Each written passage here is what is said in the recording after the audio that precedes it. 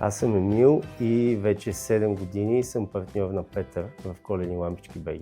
Аз съм Петър Георгиев и съм собственик и представител на бранда Коледни лампички БГ и Фойерверки БГ. Ние носим Коледа. Носим я във вашия дом, носим я във вашата къща, във вашата община, на улицата, в мола.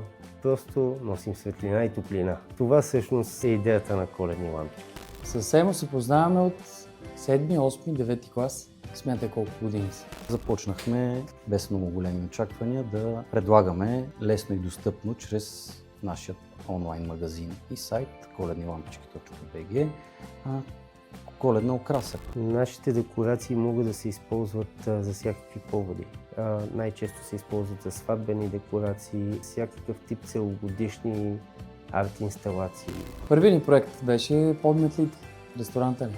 Направиха такова осветление и такава емоция, такъв заряд, такъв дух, какъвто мисля, че само зрителите са гледали сам вкъщи. С Бачовски винаги се работи много интересно. Има адски много заряд, адски много енергия. Преди вече 5 години започнахме да предлагаме услугата монтаж.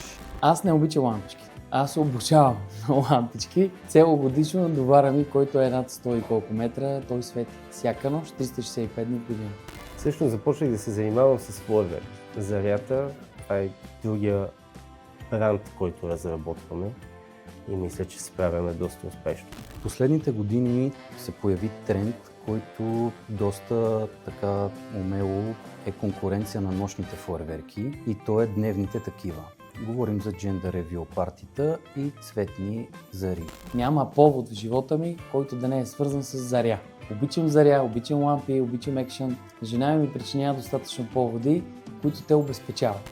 Не е задължително ние да присъстваме в украсата на вашия дом. Можем да ви консултираме напълно безплатно какво би било подходящо за вашия дом, кой артикул и по какъв начин да ви насочим да бъде монтиран. Нещо, което обожавам в тях е, че когато и за каквото и да се разбереме, то след малко вече е готово. Може да ги видиш една вишка, оплетени в едни дървета, окачат, разкачат, нощеска, на сутринта, ток има, няма ток, те са там, всичко свети. Преминавайки през центъра, виждам една съвсем различна София. И честно казано съм горд от това, защото голяма част от тази красота е благодарение на нас.